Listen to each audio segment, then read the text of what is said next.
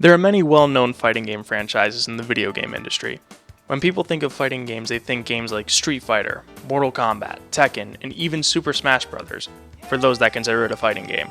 But for me, the franchise that stands out the most is Marvel vs. Capcom, a franchise first introduced by combining Marvel X-Men characters with Capcom Street Fighter characters, quickly grew into a franchise known for its chaotic gameplay and massive roster of iconic characters. After Marvel vs. Capcom 2, it would take 11 years for the franchise to return, and half a year to further expand its roster and improve on its already addictive gameplay.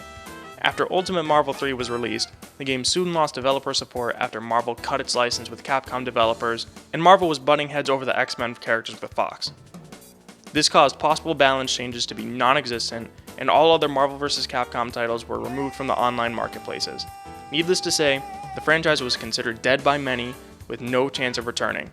Hope for the franchise to continue was diminished for years with no word from anyone about the next installment of the franchise. That is, until we received this. I know exactly what you're thinking right now. You see this number and the logos below it, and what follows is a vision of a future that no one thought could possibly happen. What's up guys, Max here, and I really wanted to talk to you all about the latest rumors and information that has dropped over the past couple days of Marvel vs. Capcom 4 potentially getting revealed at PlayStation Experience, and whether or not I think it's actually going to happen. And if something does happen, then I'm saying it's about 5%. That's right, 5% out of 100% that Marvel vs. Capcom 4 could actually be announced. It was only a week later that we received a special announcement at Capcom Cup 2016. This is one of the most important moments. If Marvel vs. Capcom gets announced, it's dream come true material. This game started with dreams coming true. The Versus series began with dreams coming true. And fucking dreams can come true today. Or not. Fuck. Yo! Fuck you! Oh my god, what the fuck? How the fuck? Whoa! Dude, this is... What the fuck? Get the fuck out! Get the fuck out!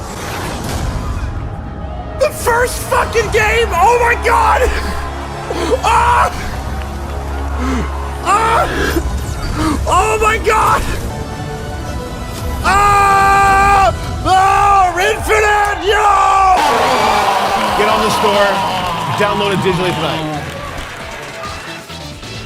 Marvel vs. Capcom had returned. After 5 years of praying for the franchise to rise from the grave, fans rejoiced as Marvel vs. Capcom Infinite was announced with the 2017 release date. The rumors that were spread just a week prior were revealed to be true, along with the mechanics that would be used in the gameplay. Going back to the original button layout, 2-on-2 matches instead of 3-on-3, a single button tag mechanic to swap characters, and an Infinity Stone chosen alongside your two characters. Along with these changes to gameplay, it was also announced that there would be a story mode that combined the two universes in its first ever cinematic story. With the upcoming release of the game getting closer and closer, with even more announcements of characters and a demo of the first act of the story mode being released, I could see no way that Marvel vs. Capcom Infinite could possibly go wrong. But then it all went wrong. Now when it comes to this game, I know a lot of people are still looking forward to it in the public eye, but at the same time it's being heavily scrutinized for a lot of very interesting reasons, to say the least. Where is Deadpool? Where are the Fantastic Four? I'll take that as a yes. Dude, Cap, you look weird as fuck! Yeah, Rocket looks equally as creepy. He looks more like a rat. Yeah, no, he doesn't as much look like a raccoon, he looks like a funky squirrel. The X-Men, not including the friggin' X-Men, is downright unforgivable! All around me are familiar faces, ugly faces. What did they do to the boy? The demo left a very bad taste on the community. Awkward forced interactions between the characters, laughable graphics on the character models, and robots dying too quickly to get a feel for the fighting mechanics in the game. All this, along with a stale roster of characters with 1/6 of the cast composed of new characters, it's safe to say Marvel didn't do so well when it was initially released in September, selling 175,861 units in its first week at retail stores. How bad is that? Rival fighting game Injustice 2 sold 585,000 units within its first week back in May. Wow. While it's undeniable that Marvel did not sell great by any means, I feel like there was a strong disconnect between the developers of the game and the consumers that purchased the game. First and foremost, it appears that the developers wanted to bring in a broader audience, focusing on accommodating to new casual players as well as competitive players. For my following points and subject matters regarding the game, there will be statements from Marvel players who compete in the Buffalo fighting game community, myself included, as well as casual players who have played the game a handful of times, if not for the first time.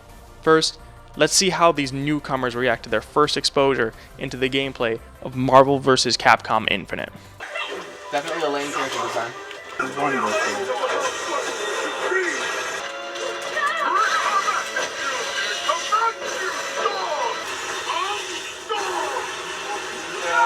Did you just say I'm Thor?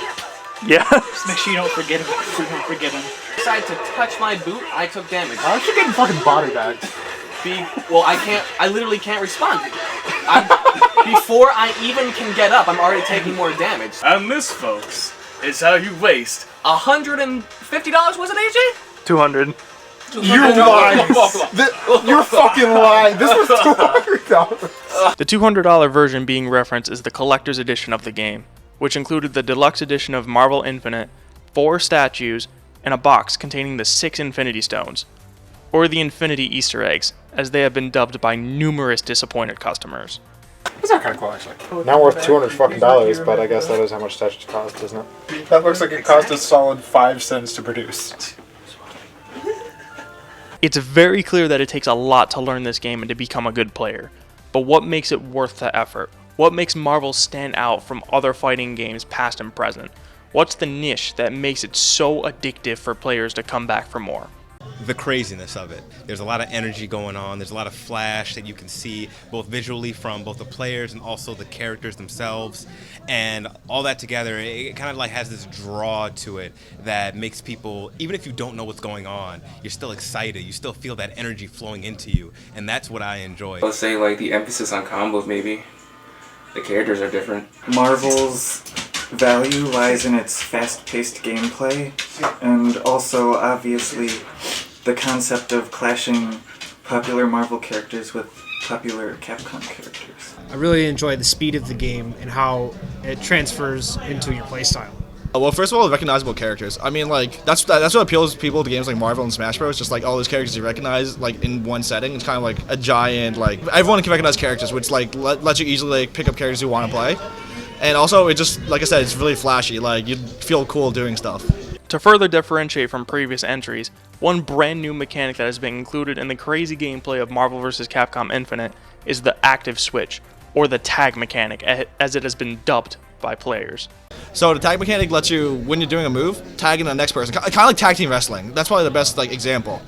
But it's tag team wrestling, like with superheroes. It makes a lot of things almost seem limitless. Like there's a lot of scenarios where you can tag and you can like really amplify the amount of things that you can do. So combos, neutral, block strings, setups. The game is very much like clay, and you can mold it to what you want to do. I think it has that degree of expressivity, like more so than other games out right now.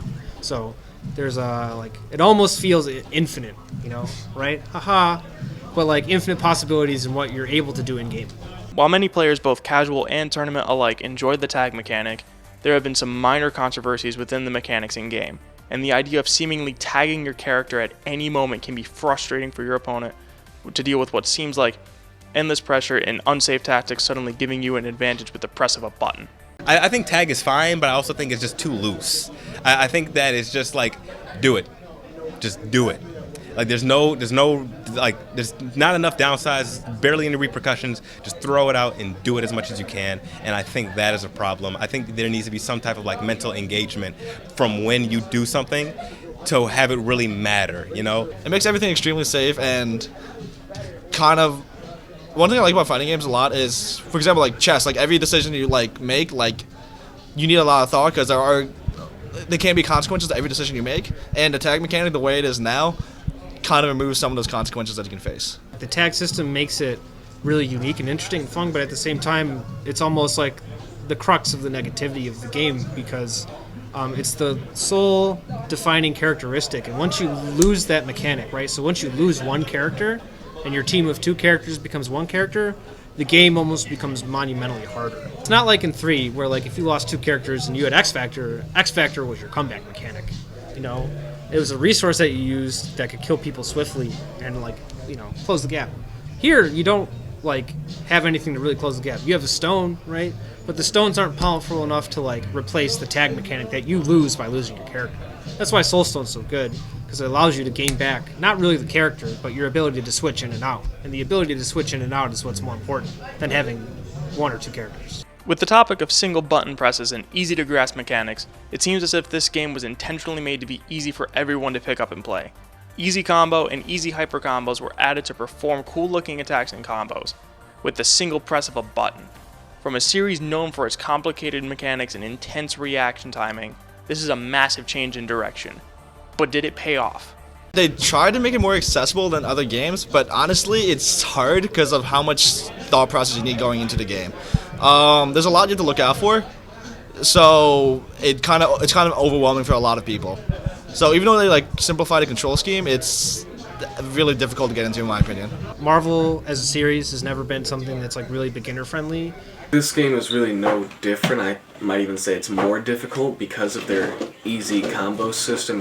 I think it's still just as hard to get into Marvel Infinite as it is to get into any other game. Certain systems like the easy combo and the easy hyper, hoping to bring in more casual players, I didn't think it really helped at all, and the default easy combo essentially becomes useless after you use it for the first time and you find something that's just so much better. I feel like the easy combos do make the game easier, but having it more advanced combos, having a grasp on those would make the experience better. Gameplay aside, another topic that has to be addressed is its controversial small roster, with its even more controversial choice of characters.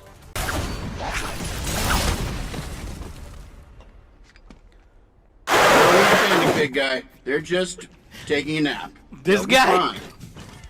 Everybody's like, Stark? Spencer? Who's that guy? Spencer? Spencer? Really?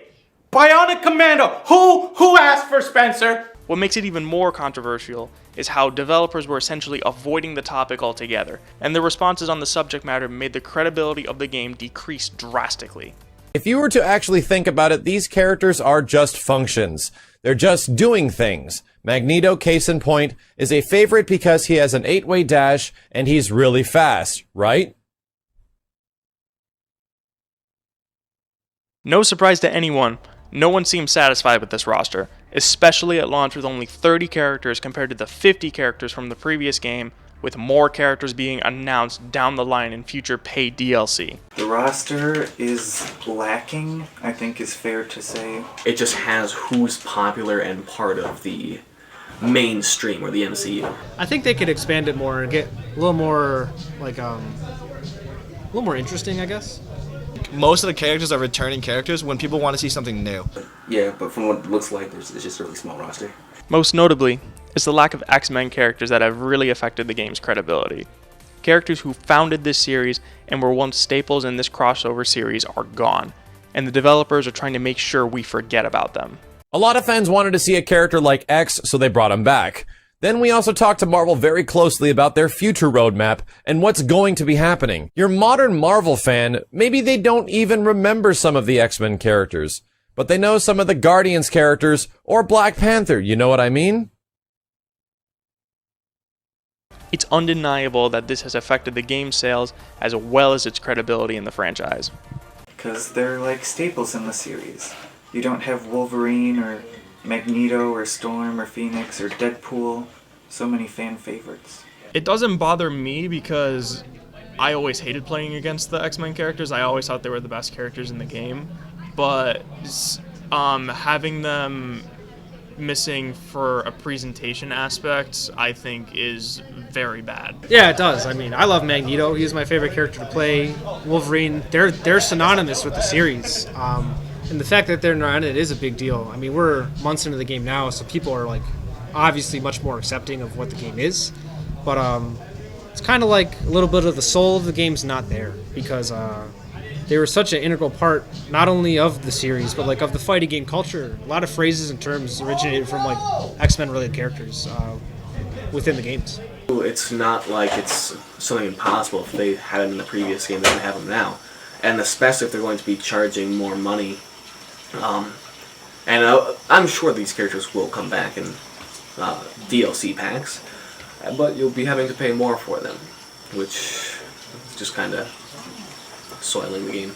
Actually, no, because it was expected because of the whole Marvel like situation right now. So like, I knew if there was another Marvel vs. Capcom that they wouldn't be in, so I wasn't that bothered by it. Also, like, for example, Magneto is a fan favorite in the series. I didn't play Magneto, so like, I personally don't care.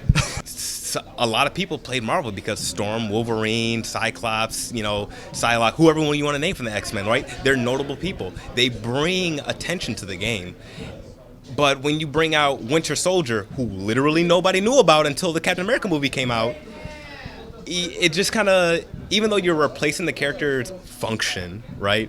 Like they essentially would do the same thing as someone else, but it's like, if the person doesn't know who they are, why should they care? As mentioned earlier, Marvel Infinite has a story mode included in the package.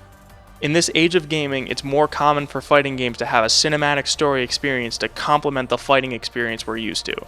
In the story mode, you play as a wide variety of characters while experiencing the cinematics and pre-rendered cutscenes that enhance the experience.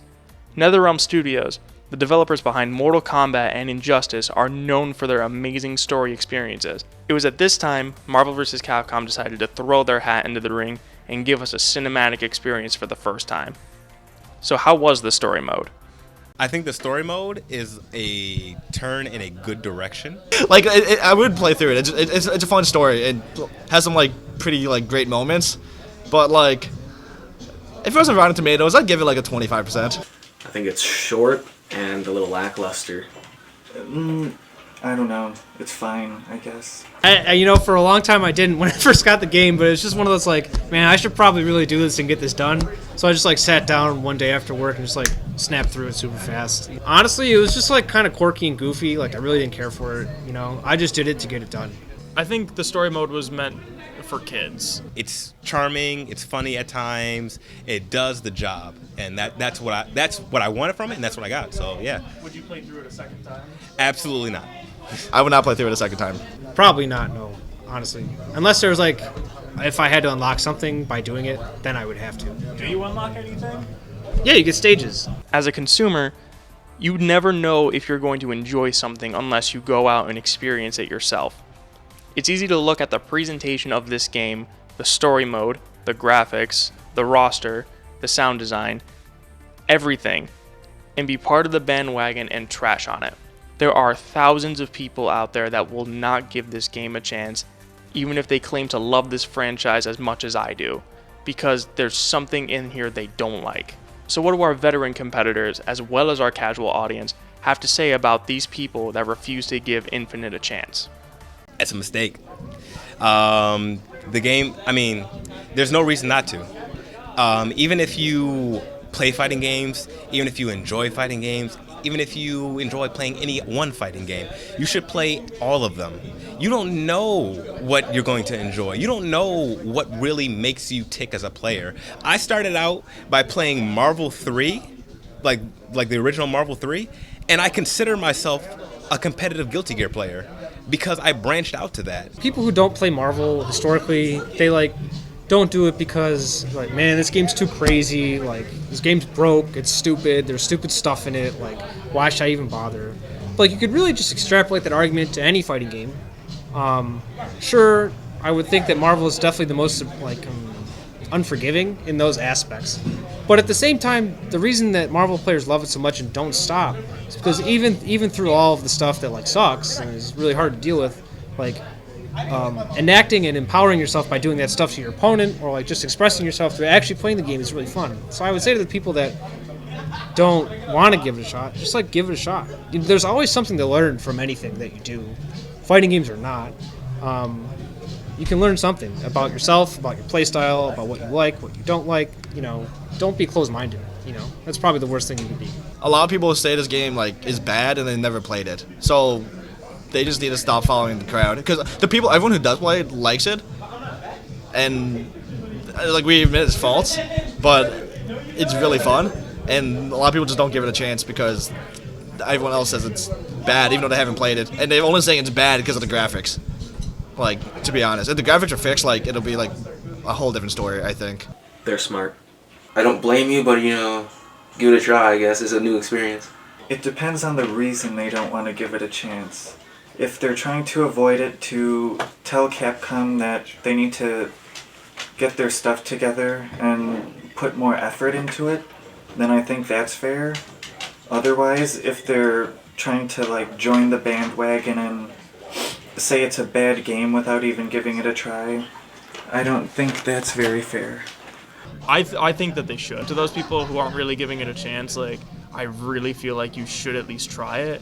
And if you try it and you don't like it, then, your argument is very justified. If you're saying it's a bad game just because you're saying that it's a bad game, or that you don't like the graphics, or you think that the story mode is garbage, or you think that the character roster isn't that great, well, the most important aspect of a fighting game is the actual fighting.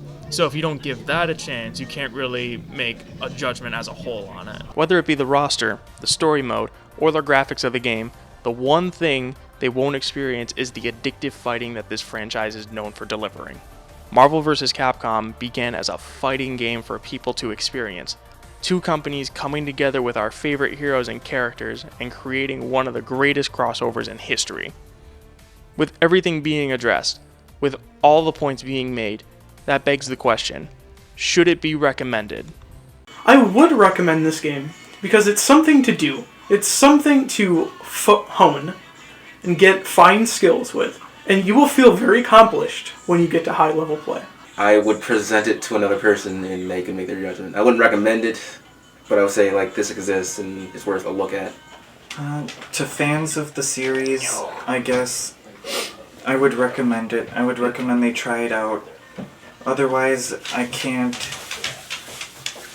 really recommend it to people who are just like fans of Marvel or Capcom. I would hope that the next game would be better. Capcom learns from their lessons. Marvel gives them more rights for characters. And then that would be a game I could recommend. Would you recommend this game? And never. If you're willing to pay $60 or $200, depending on the version you get, you might as well go for a game that's at least fully developed. It should not be considered finished. It's almost as if they tried to push it out before the deadline was even coming up, and they just kind of said that they were satisfied with it, which they shouldn't have been. I will always recommend this game. I will always recommend it to people who want to get into this franchise, for people who want to return to this franchise. I will always recommend it.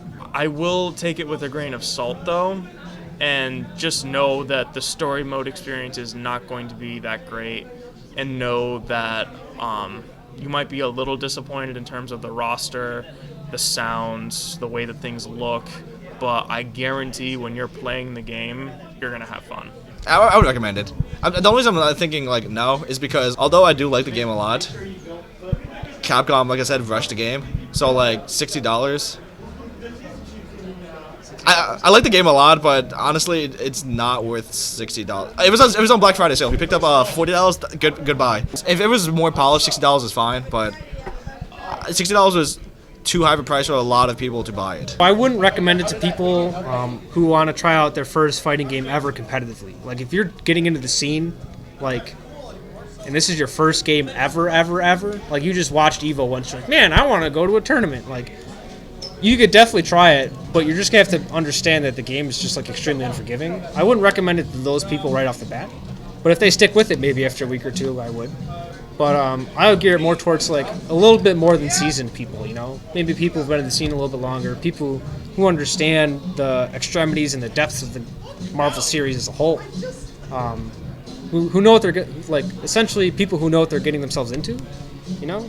And that's not to say that people can come in, like, barren, like, I have no fighting game experience, and I'm going to come into Marvel, you can't win. I'm not trying to say that. You could absolutely do that. It's just going to be, a really big reality check, more so than playing other games.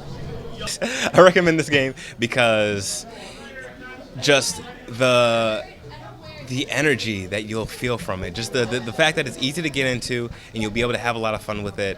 And who doesn't want to see, Doctor Strange power blasting Dormammu into the next dimension, like as you stay, within the comic book range, or you see Ryu chucking a fireball at Spider-Man or something like that, just like you can make your own stories out of it and you can enjoy it. And not only that, but like it's fun to play with your friends, no matter what level you are, And just because of that ease to get into it, you can also say to your friends, like, you really only have to do this, and you're there, right? Yeah. So it's not that much work that you got to put on any other person to really enjoy it to the fullest.